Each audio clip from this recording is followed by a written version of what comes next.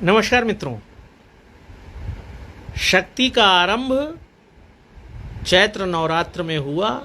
और उसका अंतिम परिणाम मर्यादा पुरुषोत्तम राम का जन्म है, जिसे हम आप रामनवमी कहकर मनाते हैं। वैसे तो नवरात्र वर्ष भर में 4 होती हैं, लेकिन चैत्र रामनवमी या चैत्र का जो नवरात्र है वह इसलिए विशिष्ट हो जाता है क्योंकि उसमें मर्यादा पुरुषोत्तम श्री राम का जन्म है। शारदीय नवरात्र भी इसलिए महत्वपूर्ण हो जाता है क्योंकि वहाँ पर लंका विजय के सुर विजयदशमी के रूप में हमें सुनाई देते हैं।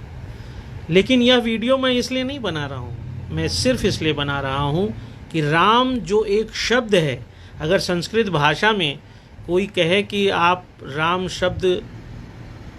की विभक्तियाँ सुनाइए तो आप जानते हैं कि रामः रामो रामः रामम रामो रामः रामेण रामभ्याम रामई रामाय रामभ्याम रामेभ्या रामात रामभ्याम रामेभ्या रामस्य रामयो रामा नाम। ये शब्द की विभक्तियाँ आपने जब सुनी हैं तो आप देखिए कि एक ही शब्द राम से राम के कितने प्रतिबिंब आप पैदा कर सकते हैं। इसीलिए जो नवरात्र आप मना रहे हैं वह नवरात्र माँ दुर्गा के शक्ति का प्रतीक है। और शक्ति का मतलब है कि शिव तभी पूर्णता को प्राप्त करेंगे जब शक्ति साथ में है, नहीं तो शव है।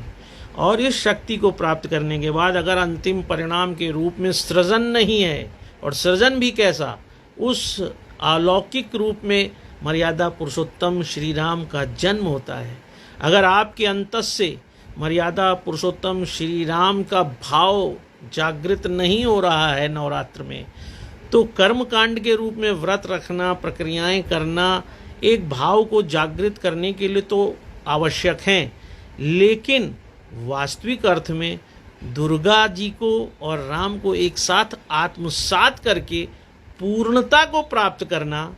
और उस अर्धनारीश्वर स्वरूप को समझ पाना अगर आपको नहीं आ पा रहा है तो निश्चित जानिए कि आप यह नहीं जान पा रहे हैं कि जो नवरात्र शक्ति से आरंभ हुई थी और सृजन में मर्यादा पुरुषोत्तम श्री राम के जन्म के साथ रामनवमी के रूप में समाप्त हुई,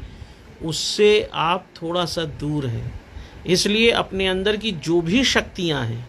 अगर वो आपको सृजन तक नहीं ले जा रही हैं, अगर वह सृजन के परिणाम तक नहीं ले जा रही हैं, तो निश्चित रूप से आप नवरात्र के अर्थ को अभी भी नहीं समझ पाए हैं और उसे सिर्फ एक धार्मिक कर्मकांड समझ रहे हैं।